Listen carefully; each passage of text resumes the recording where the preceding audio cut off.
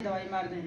अब दवाई मारे के चक्कर में थोड़ा सा मजदूरी बचल जरूर, लेकिन बेटा से जनरेट मिट्टी खत्म। आज उदाहरण के तौर पर आप जाके देख ला, 90% प्याज के किसान परेशान हैं, लहसुन के किसान परेशान हैं। तो एक वीडियो बन जाए वीरेंद्र जी, एक वीडियो बन जाए किसानों के साथ में, एक मीटिंग है जो भेज दिया जाए आगे। ओम श्री गणेशाय नमः। ओम जय शिव शक्ति। मित्रों देखिए, आज Shiv Shakti promoter group India के ऑर्गेनिक मिशन के तहत जो कार्यक्रम चल रहा है, उसमें नेट सर्फ कंपनी से लीडर चल कर के आए हैं मान्यवर विजेंद्र सिंह, और वीपी शर्मा से तो आप लोग कई वीडियो मिल चुके हैं। ये देखिए, राधे श्याम मास्टर जी, सविता जी, और आप कहाँ से हैं? किशोर कुमार बाबू सर। किशोर कुमार बाबू सर। बाबू सराय। ये बाबू सराय कहाँ पड़ता है भैया? भदोही जिला। अमरा जी जानते हैं आप? कछवा रोड। हाँ हाँ हाँ हाँ, बस कछवा रोड से 4 किलोमीटर और आगे। ठीक। तो ऐसे ऐसे लोग यहाँ पे इकट्ठा हुए हैं। तो विजेंद्र बाबू जी, आप ये बताइए। जी सर, नमस्कार।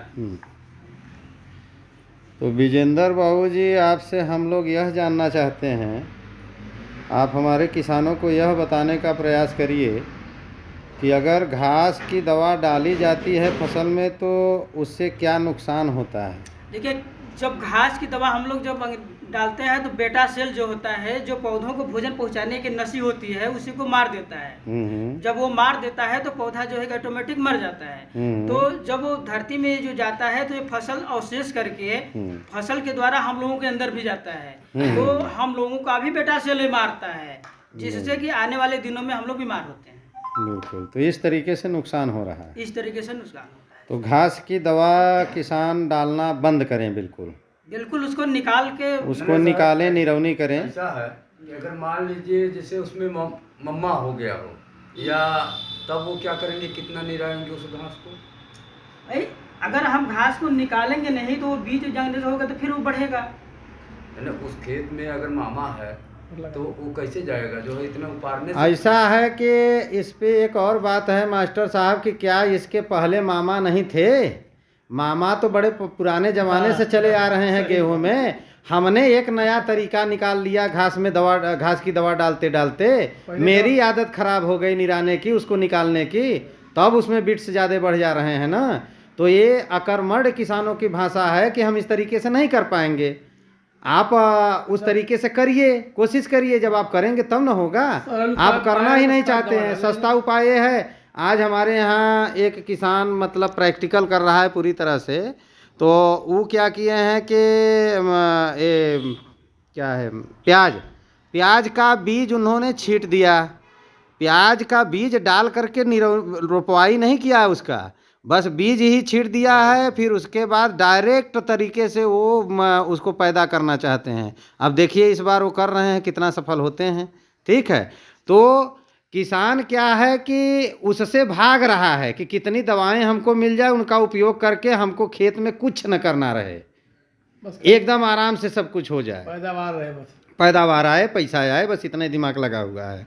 या तो पैसा बढ़ाने के लिए लोग इतना ज़्यादा प्रयास कर रहे हैं, ठीक, या तो काम से भाग रहे हैं। एक का है, एक प्रकार की काम चोरी है।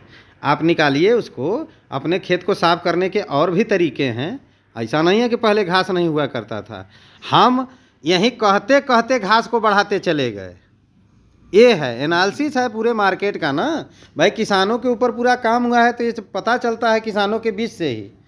और तमाम प्रकार के ऐसे किसान हैं, जब आ जाएगा ये धान का सीजन, अरे यार रोपवावे के बाद आई गल, बिया डाले के बाद मजदूर नहीं मिलता, तमाम प्रकार की बातें। मतलब उस काम को करता है लेकिन मन से नहीं करता, कहता है बस मजबूरी बा भाई, और क्या करें।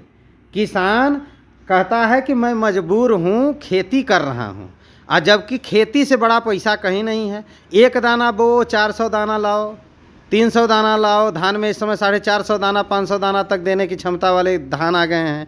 उसके बाद भी किसान कहता है हम गरीब हैं, हम सबसे गरीब नहीं है, वो अकर्मण्य है, वो करना नहीं चाहता है। नहीं खेती से ज़्यादा पैसा किसी चीज़ में आ जाए तो आप बताइए, लेकिन तरीके से करना होगा भाई, अल्लम गल्लम सल्लम नहीं। अगर अच्छा चीज़ आप तैयार करके देंगे तो उसका अच्छा दाम पाएंगे। अगर आप ऑर्गेनिक तैयार करके देंगे, और सबको पता है कि हम DAP, urea, sulphur, zinc, potash, iron, copper वाले जो प्रोडक्ट तैयार हो रहे हैं उसको खाएंगे तो हम बीमार होंगे। अगर उसको बता दिया जाए कि ऑर्गेनिक तरीके से तैयार किया गया है, जितने इंग्रेडिएंट्स दिए गए हैं ऑर्गेनिक दिए गए हैं, तो निश्चित है कि खाने वाला कहेगा ठीक है भैया, ये अगर 40 रुपया का मांगा था तो ठीक बा, कोई दिक्कत नहीं है, लेकिन वो 20 रुपये का महंगा है, क्योंकि उसको खा के हम बीमार होंगे, इसको खा के हम सही होंगे। तो अपने भी फसल पैदा करके लोगों को बताने की ज़रूरत है कि हमने ऐसे तैयार किया। आपसे पूछा जाए तो आप क्या बताएंगे, बताइए। एक तरफ आपने ऑर्गेनिक खेती किया है और उसमें क्या क्या डाले हैं, जब पूछा जाएगा तो बताएंगे ना।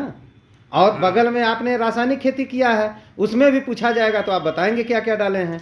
अब खाने वाले से आप पूछ लीजिएगा पैदा करके कि भैया ये खाओगे कि ये खाओगे।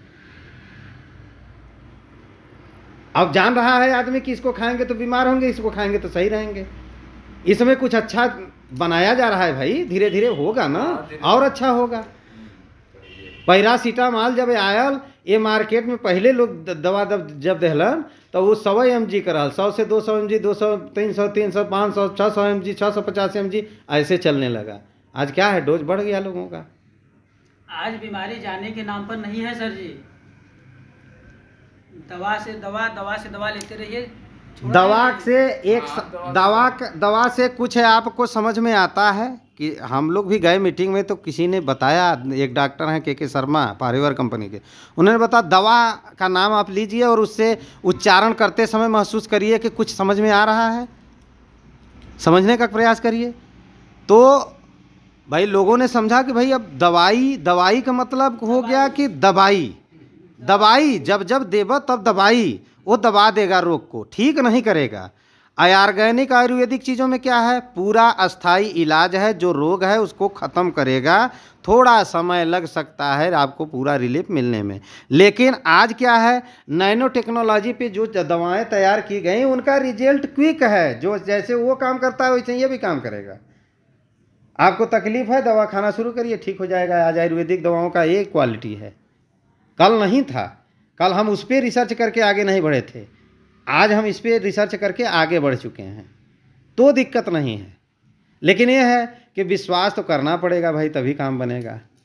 हाँ, बिना विश्वास का तो काम बनेगा नहीं, बिना विश्वास का काम बनेगा नहीं। एक बार विश्वास करना पड़ेगा, धीरे धीरे थोड़ा बहुत उसी में हमसे भी गलती हो सकती है, आपसे भी हो सकती है। अच्छा, गलती जो हुआ है उसी को सुधार करके आगे बढ़ना है। गलती हो तो सही, हमको भी पता चले कि यार यहाँ गलती हो गया। जैसे आप लोगों के खेत में हम जो दवा चला है उसमें एक प्रोडक्ट ज़्यादा हो गया है और कुछ नहीं, ये इनका बायो 90 पूरा डाल दीजिए, ऐसे ही मिट्टी में कोई दिक्कत नहीं करेगा, इसकी मेरी गारंटी है। वो क्या बताएंगे जो है साइंटिस्ट, इसको बता रहे हैं हम, मिट्टी में जाएगा कोई नुकसान नहीं करेगा, वो मिट्टी में है। हाँ, फसल के ऊपरी भाग में पड़ेगा, ज़्यादा तो नुकसान करेगा, मिट्टी में कुछ नहीं कर पाएगा। इसकी ताकत ही नहीं है कि उतना मिट्टी को नुकसान कर दे, क्योंकि फैल जाएगा, इसका काम है फैलना। मिट्टी में जाएगा, नुकसान नहीं कर। एक प्रोडक्ट था उसमें डिटर्जेंट जो MPD करके, वो प्रोडक्ट कम और पड़ना चाहिए था, कुछ ज़्यादा पड़ गया, इसलिए उसका इफेक्ट दिखा। जिसके में नहीं पड़ा है उसके में इफेक्ट नहीं है। तो पड़ेगा कहाँ, दिक्कत कहाँ आएगी, हम जानेंगे, उसको प्रैक्टिकली कर करके सीखेंगे। और जब प्रैक्टिकली करके सीखेंगे तो निश्चित है जानकारी हो जाएगी। तो यही है, कोई जानकारी बढ़ाने की आवश्यकता है। जानकारियां हम लोगों के पास कम है, सीखने की ज़रूरत है। मीटिंग में जाइए, कुछ सीखिए। कुछ है तो मान लीजिए कि कार्यकर्ता जो हैं काम करने वाले, वो लोग वेलनेस सिस्टम पे वो जा कर के आपके घर घर तक बताएंगे। अब आप जुड़ गए हैं तो आपके प्लाट को देखने जाएगा तो आदमी कुछ जानकारी लेगा, आपसे कुछ देगा, आपसे लेगा भी कि आखिर कर कैसे रहे हैं, कुछ दिक्कत है भाई, तब देंगे जानकारी आप, तब है ना। अगर इस खेती से आपको फ़ायदा हो जाएगा, 1 बीघा किए हैं तो अगले बार कोशिश करेंगे कि कुछ बढ़ा दें, और आप भी उसी अनाज को खाना शुरू करेंगे। हाँ, ये बताइए BP शर्मा, आप धान पैदा किए थे तो चावल की क्या क्वालिटी है आपके? हमारे चावल की क्वालिटी तो हमारे जैसे कि हम जो सल्फर जिंक पोटास डाल के रसायन क्या करते थे उससे क्वालिटी चेंज है। अच्छा, खाने में अच्छा है, खाने में अच्छा है। इनका मंसूरी धान था तो मान लीजिए कि ये ऑर्गेनिक खेती किए थे तो इनको चावल खाने में अच्छा लग रहा है। तो पहले क्या एक था सर जी के जैसे कि माड़ ओड़ निकलता है, पानी एक्स्ट्रा हो जाता था तो घर के परिवार लोग निकाल देते थे, तो पानी का पानी ही रह जाता था। लेकिन ये जो हम पैदा किए हैं, अगर इसका पानी निकाल दिया जाता है तो ये जम जाता है पहले जैसा। अच्छा, बिल्कुल, मतलब माड़ तैयार हो रहा है। पूरा तो ये सब क्वालिटी है जो पहले हम लोग कम खाद वो देते थे रासायनिक, और जो हमारी आयुर्वेदिक घर की खाद और गोबर की खाद उससे तैयार होता था, तो उस प्रकार के गुणवत्ता फिर अनाज में आ सकते हैं। इसके लिए प्रयासरत रहने की ज़रूरत है। तो ठीक है, ये 10 मिनट की वीडियो हो गई और आज की मीटिंग यहाँ तक थी। बाकी सर जी निकल रहे हैं फील्ड में, जाएंगे, इन लोगों का प्लाट विजिट करेंगे, देखेंगे कि क्या क्वालिटी निखर करके आ रही है सामने। जो कमी होगी बताएंगे, उस अनुसार जो दवा चलाने की आवश्यकता होगी वो उसमें और चलाया जाएगा। ठीक है। ओम जय शिव शक्ति। मित्रों, लाइक करिए, शेयर करिए, सब्सक्राइब करिए, वीडियो को आगे बढ़ाइए, ज़्यादा से ज़्यादा लोगों के पास जानकारी पहुँचे। आप घास की दवा देते हैं तो उससे क्या नुकसान होता है, यह आप लोगों ने सर जी से जाना, तो इसको और आगे बढ़ाने की कोशिश करिए। 11 मिनट की वीडियो हो गई। ओम जय शिव शक्ति। मित्रों, हर हर महादेव, जय श्री गणेश।